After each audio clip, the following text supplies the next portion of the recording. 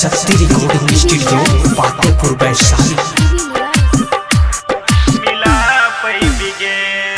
लोगवा के बतिया कई दिहली तू सही, देवी तू धोखा कबो सोचले ना रही, धोखा कबो सोचले ना रही।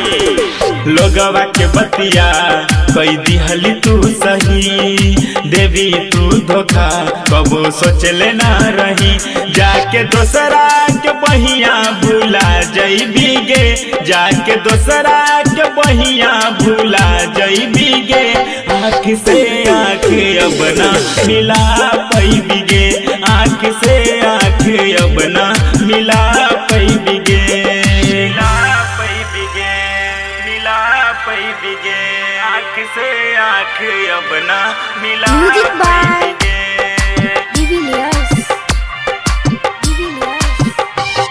हर बात पर हमरा से तू करत रही वादा, सोचले ना रही कबो देवी हमरा दागा, रही कबो देवी हमरा दागा। हर बात पर हमरा से तू करत रही वादा, सोचले ना रही कबो देवी हमरा दागा। दिल में अगिया लगा के तू चल गेलही गे, दिल में अगिया लगा के तू चल गेलही गे। आँख से आँख अब ना मिला पैबी गे, आँख से आँख अब ना मिला पैबी गे, मिला पैबी गे, मिला पैबी गे। आँख से आँख अब ना मिला पैबी गे।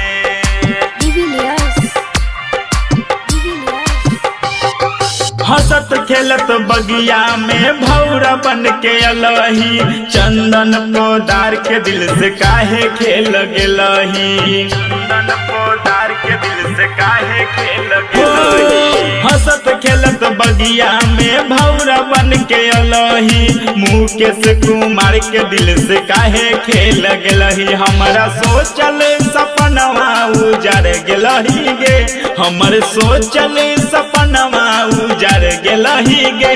आँख से आँख अब ना मिला पैबी गे, आँख से आँख अब ना मिला पैबी गे। Saraswati recording studio Fatehpur Vaishali.